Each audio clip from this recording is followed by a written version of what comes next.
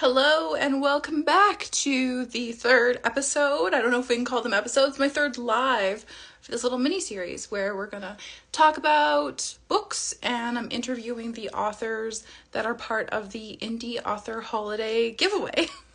And I'm super excited to introduce you to, I almost have this perfectly figured out now.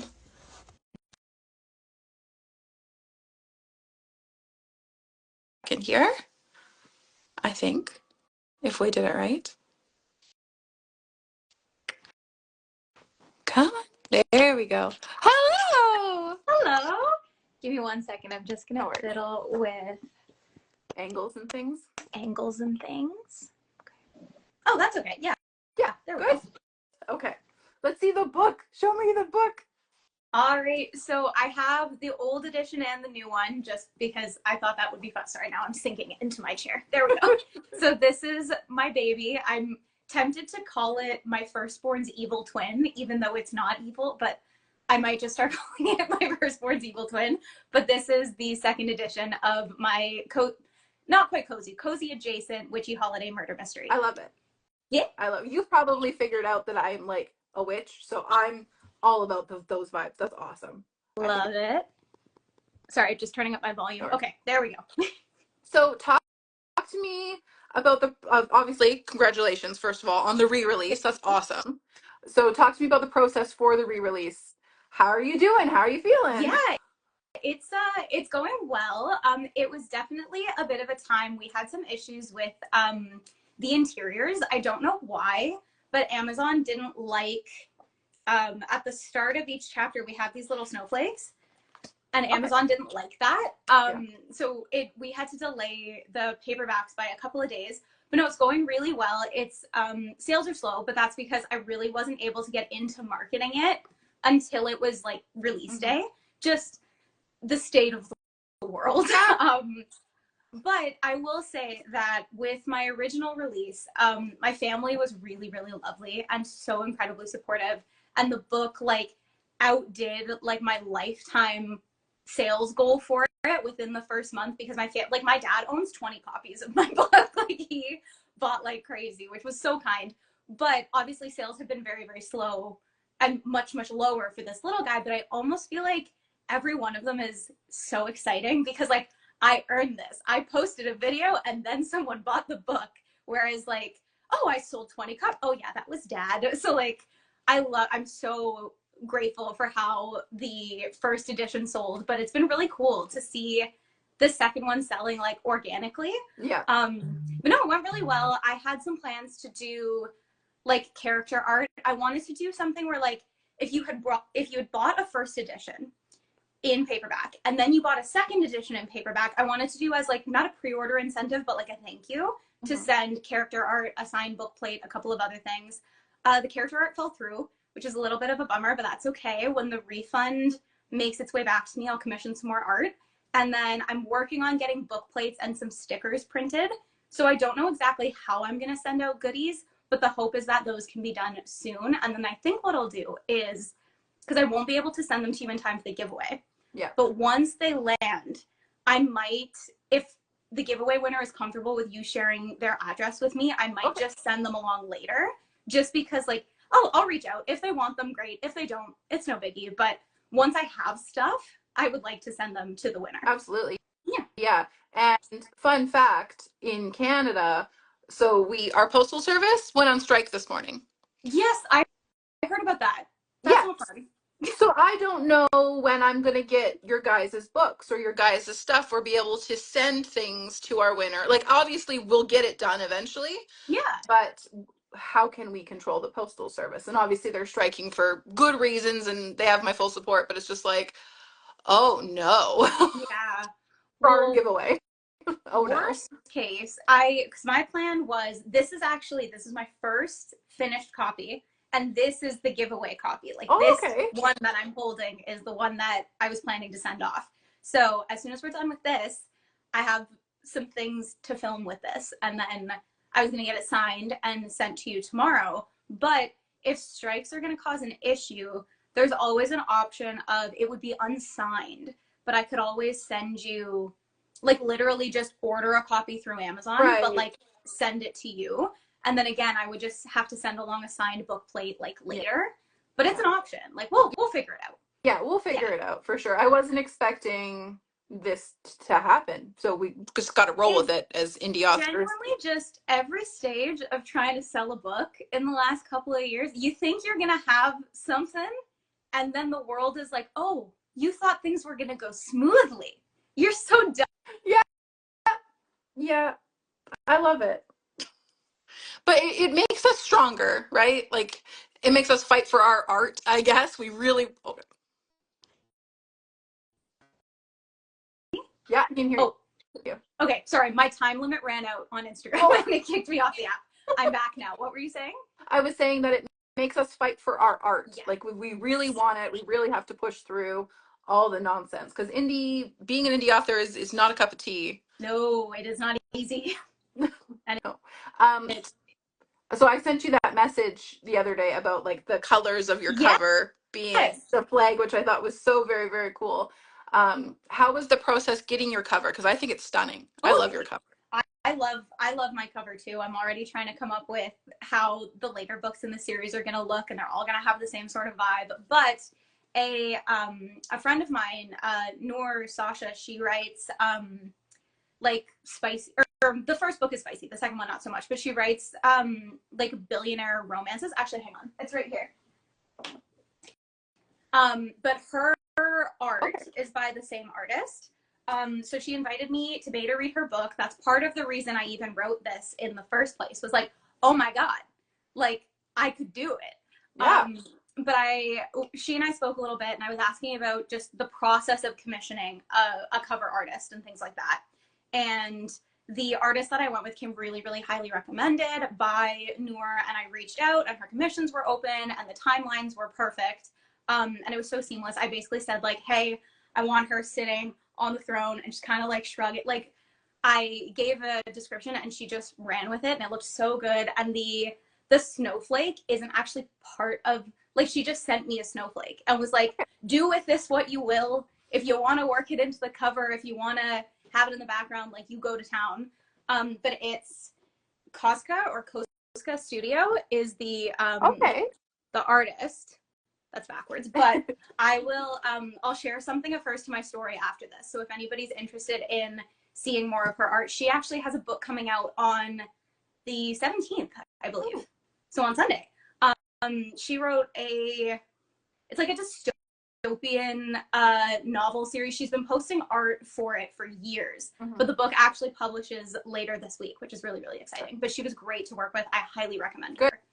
Yeah, I'm always on the hunt for like getting character art done is like my dream.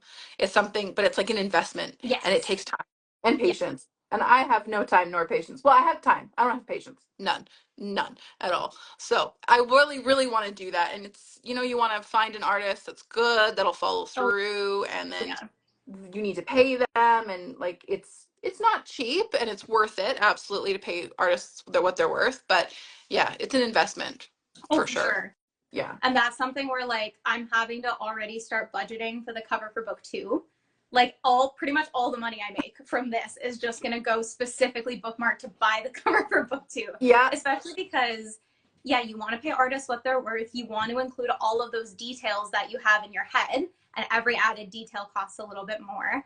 And then you pay double for like commercial rights. Mm-hmm. So whatever you have to just basically double what you think you're going to be budgeting for it. But yeah, I highly recommend working with her. She's phenomenal. Again, I'll share some of her posts to my story when we're done with this. So if anybody else is interested in commissioning her, I highly recommend it. But yeah, she's phenomenal.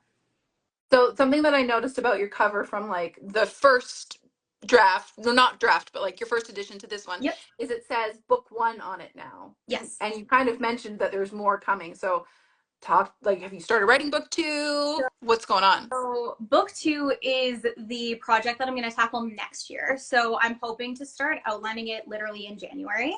I already have a rough idea plot-wise of what's going to happen. I have a more solid idea plot-wise of what's going to happen in book 3, but we're not going to talk about that yet.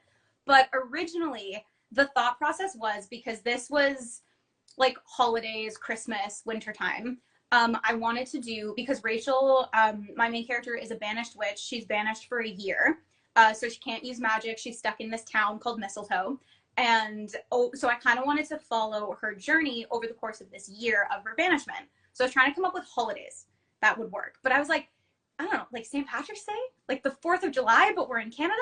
So like I couldn't think of like holidays where there wouldn't be either two books super close together and then a massive time jump between the next one, which wasn't quite what I wanted. And I thought I was going to have to do 5 books to fully capture a year. But I was talking to a friend's partner and explaining the premise of the book, and he was like, oh, so you're going to do like 1 book per season? And I was like, yeah, I'm going to do 1 book per season. That's a great idea. So yeah. It's going to be, the next book is going to be set very early spring. We're going to have kind of that transition from like the sun is coming up a little bit earlier. It's starting to get a little bit warmer. The snow is melting, and that shift from like, oh, it's winter to like, oh my God, it's finally spring. Yeah. And then book 3 will be like deep summer. And then book 4 will be October leading up to Halloween, because that's the end of her banishment. But yeah, it'll be 4 books total, which I'm super excited about. That sounds super cool. I love how like the symmetry and it just like it all works out. Yeah. Yeah. Nice. Yeah, I'm very, very cool. pumped. So there's a little black cat Yes. on the cover.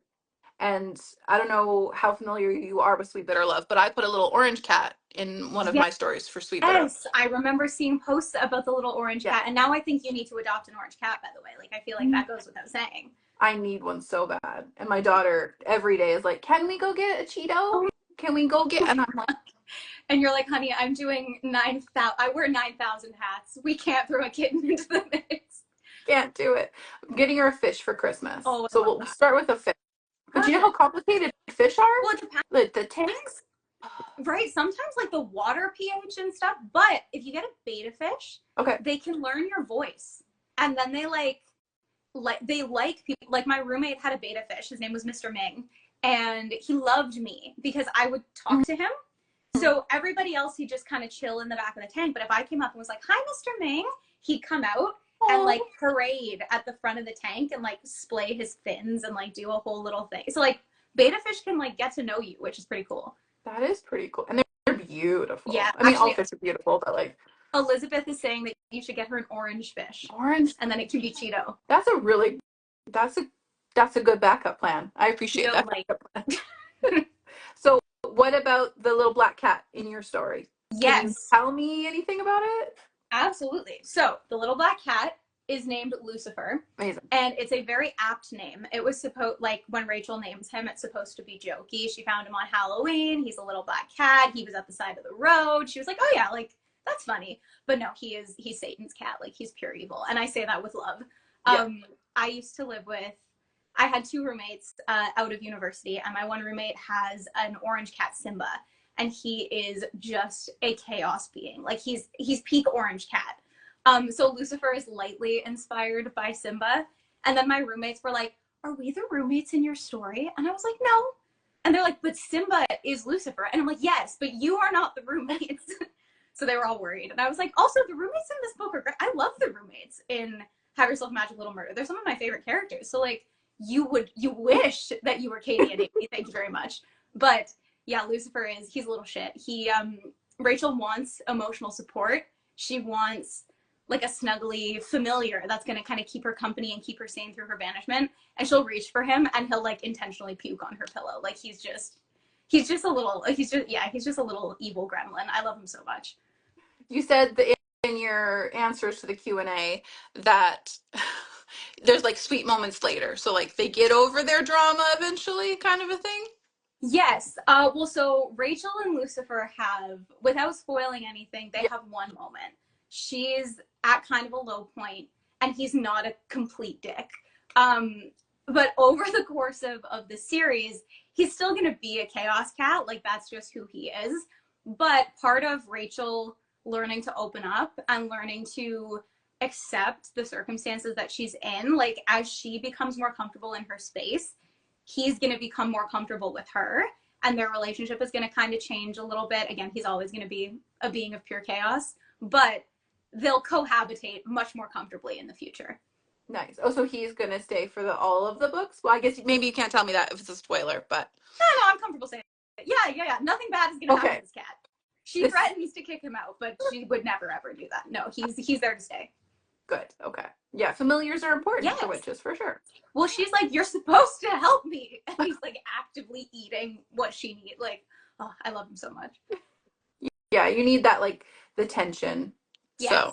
that's fun. And so this is not a romance, right? No, No. there is no romance in this book. At least, sorry, let me put down the other one. There's no romance in book one.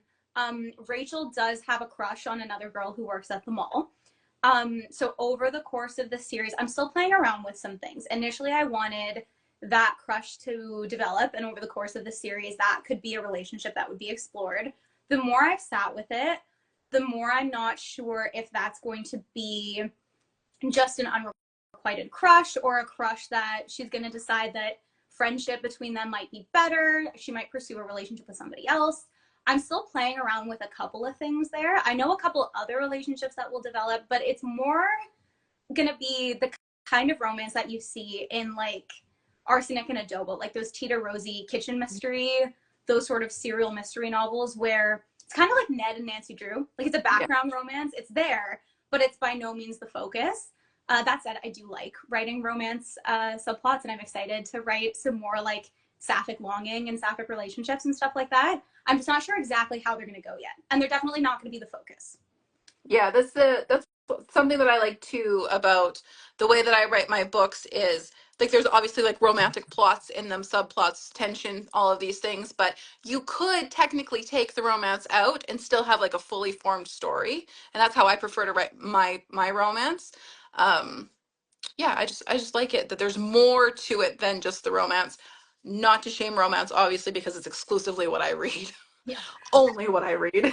I do definitely have like future writing projects in mind that are going to be much more of like that romantasy vibe where like you can't like the story would not exist without the romance. That's I'm actually surprised that my first book has no romance in it, and there's very little magic considering I'm very much like a fantasy and romance reader. So this kind of like this messed with all of us. This was not expected, but yeah, future projects will have that. This though, I feel like it's going to be the main relationships are going to be that like found family sort of vibe. And Rachel, I don't know, I feel like Rachel needs to do a lot of growing up before she can have like a serious relationship. And I feel like especially with the girl that she has a crush on in this book, I feel like that character is much more grown up than Rachel is right now. There's not really an age difference between them, but just in terms of emotional maturity. So that's kind of why I can't make them fit in my head, and it's possible that Rachel will grow enough in books 2 and 3 that that's something to pursue in book 4.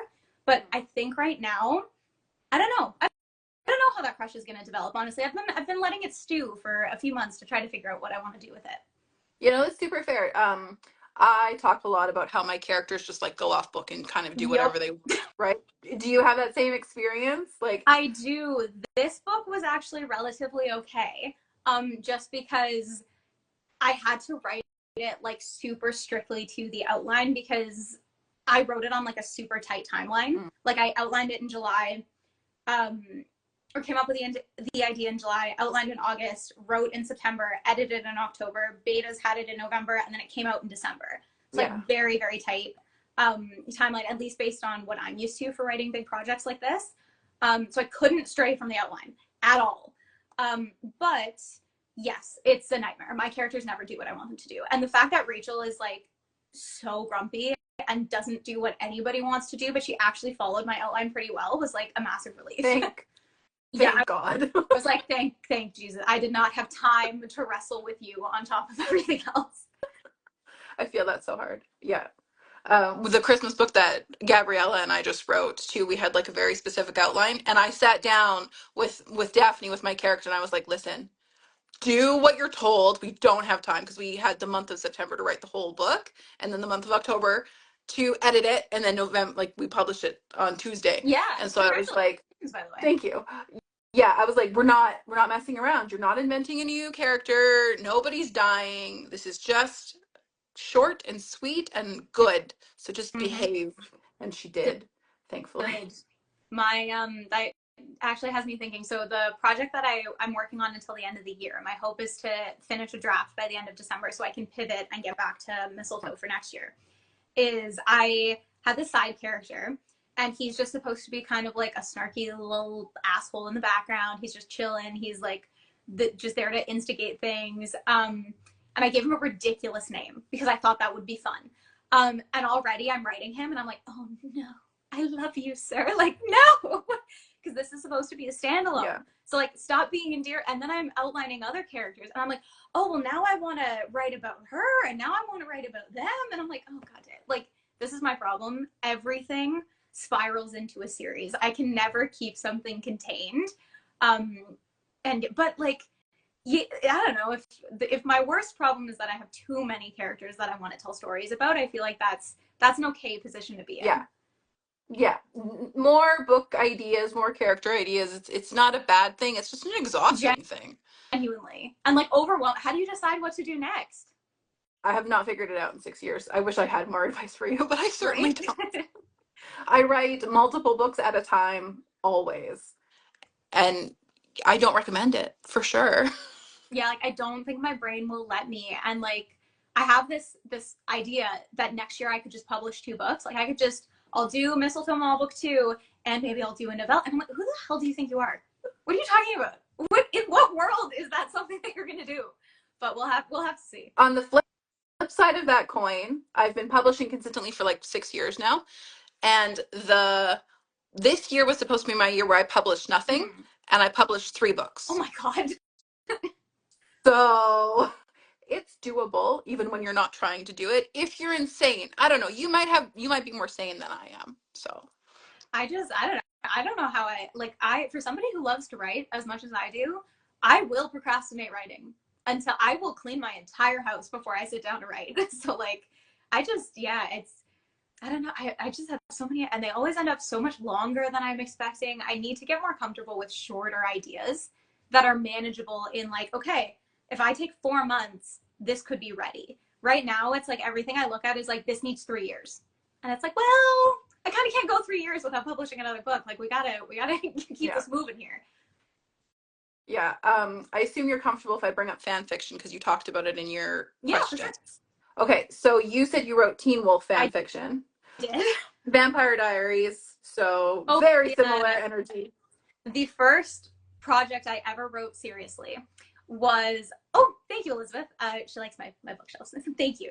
The first project that I ever wrote seriously was a like fix-it fanfic for the Vampire Diaries. It was like, I know we all love that line where Damon is like, I will always choose you, and the music does the thing, the way I remember that scene is he was like, I would gladly let your friend die. I would kill anybody else. I will always choose you. And to me, it was like, okay.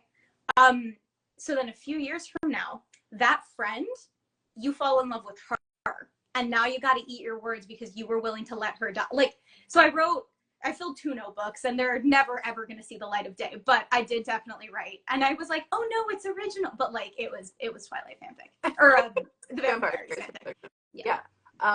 One of my claims to fame, I'll never release what my like name was, but one of my claims to fame is at one point, for like a year and a half, I was one of the top 5 writers on fanfiction.net for Vampire. And I have hundreds of stories. And so what I used to do was I wrote whatever random stuff I wanted, but every week when the new episode came out, whatever nonsense they did to Damon and Elena, I fixed it. So if they like almost kissed, I made sure they actually kissed. If they almost professed their love, I made sure. And so I did, I can't remember, it's like a series name of like something like Fix It or something like that. And scene to shot fix, because they were one shots. Gotcha. Which I don't know if anybody who doesn't know if the fan fiction world knows what a one shot is, but we know what it is. Yeah. And so I think that writing fan fiction taught me so much about writing. And I don't know how I used to write so much. Like, I write a lot now. I used to write a lot when I did fan fiction. Yeah. Like, I wrote the longest thing I've ever written was like, and you know, like the size of like a standard like Google Doc sheet of paper, like 170 pages is like a good sized novel. I wrote a 240-page Teen Wolf fanfic on my iPhone 4 in 30 days. I literally gave myself carpal tunnel from the typing. Like, I used to get like splints in my forearms because of just this. But I just like, it's easier to some degree because you don't have to world build. And whenever you're stuck, you can just watch the episode that sparked the interest in the first place, and it can kind of bring that spark back, versus when you're working on something new and the only thing you have to get yourself psyched up is like what's going on in here.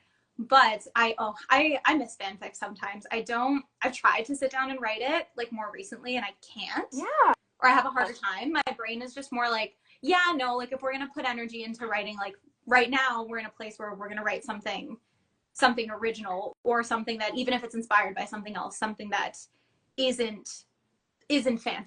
Yeah. But I go back and I read my old Teen Wolf stuff and I'm like, this is the best dialogue I've ever written. Like, this sounds exactly like how teenagers talk to each other. Like, you nailed that. Yeah. Yeah, there's some great stuff in there. And like, what I should do is I should go and like remove it all and then maybe turn it into something. Cause like, I still am obsessed with vampires. Like, I think vampires are so great. And werewolves and all of the things. Like, we grew up in the Twilight generation, right? Where like, was not our life, but like maybe a little bit. It was my life. Yeah. I mean, Belle's named after Isabella Swan. So like, it was my life. And yeah, I really love it. But yeah, like you, I've tried to go back. I tried starting a couple new series just to give myself something creative to work on that wasn't work and was more fun. The low pressure project. Yeah. And I couldn't do it. My characters are just too loud. Yeah. But I do almost exclusively read fan fiction because it's just nice to sink into something that I don't have to like remember people and remember worlds and like, it's just like a hug and like cozy. I love fan fiction for that. Yeah. Yes. It's been a little while. The last fanfic that I was reading, like super aggressive, and to be fair, I found fanfic through DeviantArt and then through Tumblr. And then I found like AO3. I had a hard time with fanfic.net. Just something about the interface like tripped up my brain. But I wasn't like, my brain is wired for reader inserts because that's what Tumblr did. Yeah. Like, that's what was on there. But the last fandom that I was like really like reading fanfic religiously was Sanji from One Piece. I had like a moment after the live action show. I was like, yeah, I love this man. And then I've been watching 12 Monkeys, which is it's a sci-fi. I posted on my story about it a bit, but it's a sci-fi show. It's got time travel and a bunch of other stuff. But it's Aaron Stanford is the actor, and he played Pyro in the old X-Men movies. Okay. And anyway, I've like fallen down a rabbit hole of being obsessed with him. So I read some like Pyro fanfics. It was Pyro and Iceman, which are like, because it's fire and ice, it was always like a good thing. And I love like Wump. Like, that's my go-to. And then I say Wump and people don't know what I'm talking about. But I'm like, like, it's heart comfort. It's like when you beat the shit out of the character, but then they get comforted after. So now it's a running joke with my partner and I. If we're watching a TV show and there's like tension or whatever between two characters, he'll be like, slow burn enemies to lovers. Like, he'll like lean over and whisper like fanfic tags to me because I taught him a bunch of them. And he'll be like slow burn enemies to lovers, high angst. And I'm like, that's not a tag, but it should be. Like, it's perfect. It should be. Yeah. Yeah, I didn't discover Tumblr until like a year and a half ago. So I had no idea what self-insert fan fiction was. And then I fell down a rabbit hole or 2 or 12 and I was like, oh, this is a whole new world. It's a totally different way of writing too. Like, it's a very different way of like, writing and thinking. And I remember people would get mad at me because I would use like YN because that's the structure for reader inserts. But my characters had descriptions. I didn't do like insert eye color. Like, they had physical appearances. And the reason I did that was because series 1 followed this reader. And then series 2 was going to follow a different reader. But then the reader from book 1 was still going to be in it. So she got like a real name. But the character descriptions carried over. And I remember people being like mean in the comments. They would be like, what? Like, you're not supposed to say that her hair is black. Like, I'm supposed to decide what the hair color is. And I was like, okay, if you don't like it, you actually don't have to read this. Like, it's fine. Yeah. It's free art. Just scroll away. But You're I okay. remember the drama. But I also like it was also just a massive confidence boost. Like to have people read fanfic and be like, "Oh my god, I love it!" I was like, "Oh my god, I can like write a little bit. Like this is really," and it was very just motivating.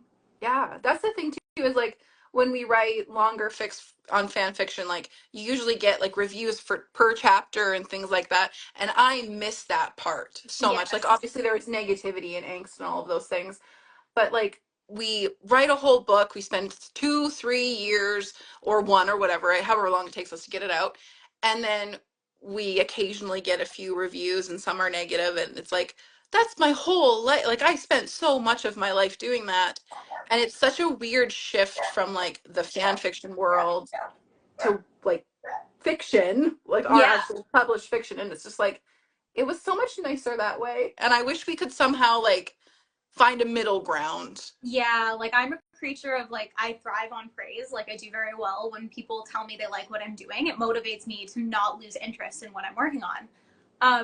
So yeah, I miss that with fanfic like a lot.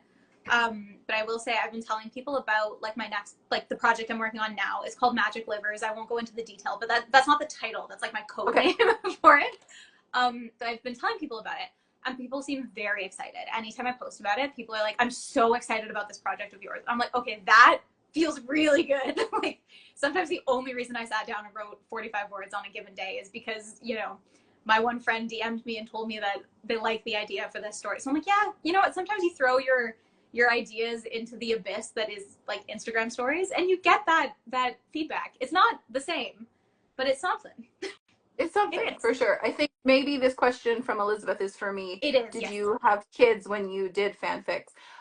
No, I did not, because it wasn't my full-time job. I worked full-time, but it was my full-time job. I wrote every single day. But when I had my daughter, that like boosted my creativity insanely. I wrote Let It Rain, which is not a small book, in 1 month. I think it was, I don't know, 120,000 words. And I wrote it kind of like how you were talking about how you like wrote on your phone. Mm-hmm. Yeah, I wrote when she napped and she was on top of me. And I wrote with one thumb on my phone in a notes app because I was breastfeeding all the time. And that's how I wrote my first Yeah. book. So sometimes the creativity is there. Sometimes you're just surviving and napping, and that's fine. But yeah, no, fan fiction was a very long chapter in my life, and it's just closed, and that's okay, I guess. And that doesn't mean it's done forever. You might find your way back to it, Yeah, right? So sometimes it just takes that one piece of media to like get you really excited again. yeah. Yeah. Well, our time's up. We talked and talked, Oh my and goodness. we're good. So before we go, is there anything that you wanted to share about your books, re-release, Um, or anything? I mean, just like really, really brief synopsis, I guess, just so people know what they're getting into. So, Have Yourself a Magic Little Murder is I call it cozy adjacent because there's no gore, there's no excessive violence, there's no like it's not like a thriller, it's not like a stalker, serial killer kind of vibe. It's more cozy than that. But Rachel is really angry and she swears a lot. So, like, if you're okay with that, I would call this cozy. But if that's something that feels more like high stress or like high intensity, then I wouldn't call it cozy. So I'm careful with how I mark it. But anyway, it is a cozy-ish witchy holiday mystery in which my main character is a banished witch. She's forced to spend a year using no magic in a human town as punishment for a crime that she claims she didn't commit. 2 months into her banishment, she's working as a Santa's helper at a mall. So she does like gift wrapping. And one of her sleazy coworkers is found dead in one of the back hallways. They had a public fight the day before, so people kind of think she did it. So she realizes that she has to solve the mystery or she might lose her job, and she really can't afford to lose her job because none of her credentials from like magic school carry over. And she really needs this job to survive for the next year with no magic. So she has to rely on the coworkers she's been keeping at a distance for the last few months. She has to kind of stop being a dick. And she is kind of trying to steal little bits of magic where she can to try to solve the mystery. But that is kind of a long-winded synopsis, but that is what my book is about. I love it. I just hope it's fun. I hope you have a good time with it. I had so much fun writing it. I love Rachel as a character, genuinely. She's angry. She's not likable. She's a bit of a bitch, and I love her so dearly. Lucifer is a chaos cat. It's found family if you squint. Like, other people want to be friends with her so bad, and she doesn't want anything to do with them. But, like, it will happen. Like, we'll make it happen. Get there. But yeah, I hope if you pick it up, you have fun with it. Yes, and make sure that you get a copy, because who knows, maybe you win, maybe you don't win. But if you do order a copy, it's not going to be signed. So even if you do order a copy and win, then you get a signed copy. Yeah, and then which is pretty you cool. can gift your unsigned copy to a friend because they'll also like it. Also, if you've ever worked retail, this is gonna speak to you because she works in a mall and she hates her life. So like that will speak to you. Yeah. Oh, I've worked retail during Christmas time, where I don't know if you experienced this when you worked at the mall, but like the same 7 Christmas songs just on a freaking loop. yes. Yeah, that's part of this. But yeah, I literally worked retail through Christmas while writing this. Yeah. So like, oh yes. Oh yes. Oh goodness. Then I get the war flashbacks and like zone out for 20 minutes. Anyway, on that note. Yeah, it took me a few years to heal and actually like Christmas music again. Some of us never come back from it, and it is what it is. Yeah. It's my first Christmas not working retail, so we'll have to see. Well, I hope that you enjoy your Christmas. I hope so. Not working retail. Yeah, fingers crossed. We'll see how it goes. Thank you so much Thank you so much. This was so fun. Elizabeth, thank you for sticking around. Thank you for all your comments. I've been reading them as we've been chatting, and it's been so lovely to see your little face in the little comment bar. Yes. Yeah, thank you for anybody who came. Please enter the giveaway. There are 10 other books that are part of it, and they all sound so good and so different. There's one where like it's called The Remains of Christmas, and they have to transport a skull, and I know nothing else about the plot, but I want that one. Like, they all sound so good, and they're all so different. Definitely enter the giveaway. What do you have to lose? You might win 11 books. That's crazy. 11 signed books and flag. Signed books. Yeah. It's crazy. Just, there's no reason not to enter. Ooh, coffee. Oh, something's happening. I'm trying to like close the questions, but we're fine now. I'm good. Yes, please enter our giveaway. Just before we go, is shipping to Australia reasonable from Canada? Is that something that's feasible for us to do? Elizabeth is asking if she qualifies. Oh yeah, it's international. It's open to international. Yeah. We'll make it happen. Yeah, we'll figure it out. Yeah, it'll be fun. All right. I will let you go because I know you have a few more calls to do today. Okay, but perfect. thank you so much. This was really lovely. And yeah, I'm so excited to see what everybody else talks about and hear about everybody else's books. Yes, thank you. It's great to actually like sit down and talk to you too. We've been friends for years, and like we've never actually had a conversation. No, I know, it's been awesome. I like know what your voice sounds like now, which is great. All right, cool. Thank you so much, and thank you everybody who joined us live or on a replay. And I'll see you guys in the next interview in a few minutes. Awesome. Have a good one. You too. Bye. Bye.